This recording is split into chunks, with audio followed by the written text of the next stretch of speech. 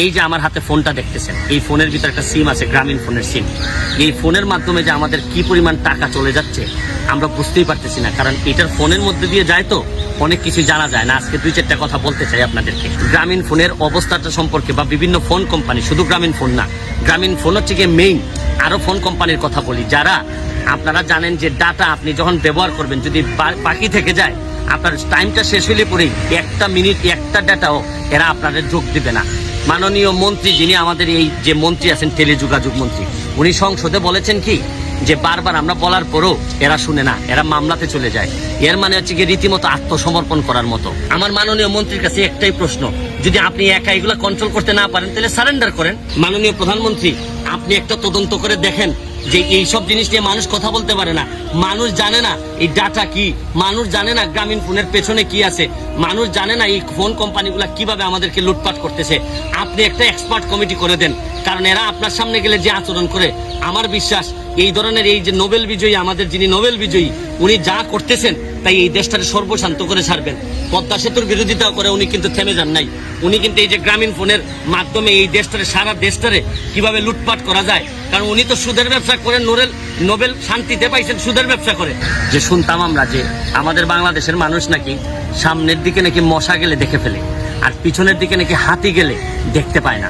আপনারা একটা জিনিস খেয়াল করে দেখবেন, হাজার হাজার কোটি টাকা এখন সাশ্রয় করা দরকার, অথচ এরা এই গ্রামীণ ফোন, আপনারা দেখেন এখন আসতে হয় যে গ্রামীণ ফোন এই দেশে আনছেন কে? আমাদের যিনি নোবেল বিজয়ী, আমাদের নোবেল বিজয়ী যিনি ছিলেন ইউনুস সাহেব, এই ইউনুস সাহেব নিয়ে আসছেন হচ্ছে গিয়ে এই গ্রামীণ ফোনে। কিভাবে? উনার ছিল গ্রামীণ টেলিনর, আর এই গ্রামীণ টেলিকম, আর নরওয়ের একটা কোম্পানি, এই নরওয়ে টেলিকম, নরওয়ে থেকে আসছে, আর উনার একটা গ্রামীণ টেলিকম, উনি এইটার এই জায়গায় নিয়ে আসছেন। এখন এই কোম্পানিগুলো উনি আনছেন কিনা জানি না, এখনো টাকা খান কিনা আমি জানি না। এই নোবেল বিজয়ী, আমাদের এই বাংলাদেশে নোবেল বিজয়ী ভদ্রলোক যে কি করতেছেন, পদ্মা সেতুর বিরোধিতা তো করছেনই, এখন এই সময়ে যেখানে আমরা সবাই সাশ্রয়ী হইতেছি, এইখানে কোথাও দেখছেন যে একটা ডেটা যেটা আমরা এমবি কিনি, সাধারণ মানুষ যারা এমবি কিনে, তারা কখনো শুনছেন যে নির্দিষ্ট সময়ের মধ্যে এমবি থাকলে এটা ফেরত দেওয়া হয়? কখনো ফেরত দেওয়া হয় না। বারবার এই গ্রামীণ ফোনের ব্যাপারে মাননীয় মন্ত্রী বলেছেন সংসদে, মহান সংসদে বলেছেন যে এরা যে পরিমাণ তরঙ্গ কিনছে, এতে যে পরিমাণ নেট মোবাইল লাইন দেওয়ার দরকার, এর চেয়ে 3 গুণ বেশি লাইন দিয়ে দিছে। মানে মনে করেন গ্রামীণ ফোন যে তরঙ্গ কিনছে, তাতে যদি 30টা মোবাইল চলতে পারে, তারা 100টা মোবাইলে লাইন দিয়ে দিছে। যার কারণে দেখেন আপনারা ইদানিং ব্যবস্থা নেওয়া হয়েছে যে গ্রামীণ ফোন আর নতুন সিম বিক্রি করতে পারে না।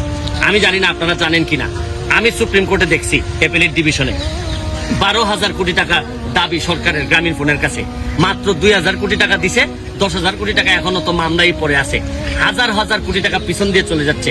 আমার কথা হচ্ছে, আমি আমার মাননীয় প্রধানমন্ত্রীর কাছে বলতে চাই, তাইলে এই যে আমাদের নোবেল বিজয়ী ইউনুস সাহেবের, এরা কি ভাবশিষ্য আমাদের বিটিআরসিতে, তারা কি কোনোভাবে এটা কন্ট্রোল করতে পারেন না?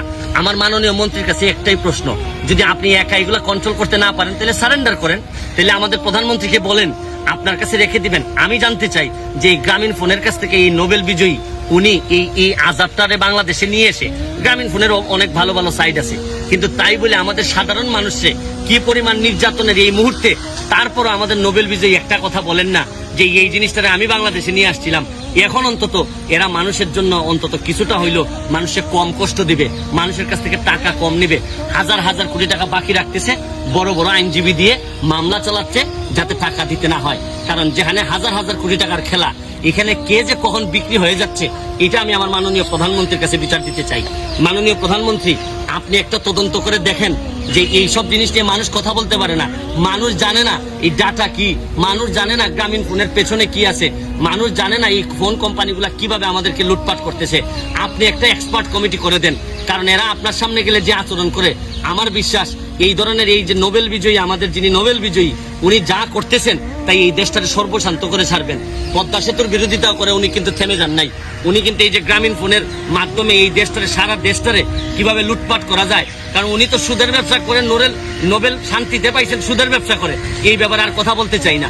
কিন্তু এখন যে আমাদেরকে এই ফোন কোম্পানিগুলোর মধ্য দিয়ে, আমার কথার মধ্যে যদি সামান্য মেরিট থাকে, কারণ 18 কোটি মানুষ এইটাতে প্রভাবিত হইতেছে, কিন্তু এইটারে কন্ট্রোল করার মতো আমার জানা মতে বিটিআরসি আর আমাদের টেলিযোগাযোগ মাননীয় মন্ত্রী ছাড়া আর কেউ কোনো এক্সপার্ট কিভাবে কাজ করতেছেন, আমার এটা কম সময়ে এদেরকে যদি কন্ট্রোল করা না হয় তাহলে আমরা কিসের সাশ্রয়ী হব? আমরা কিসের সাশ্রয় হওয়ার মধ্য দিয়ে আমরা এই পৃথিবীর যে ক্রাইসিস, এই ক্রাইসিস মোকাবেলা করব?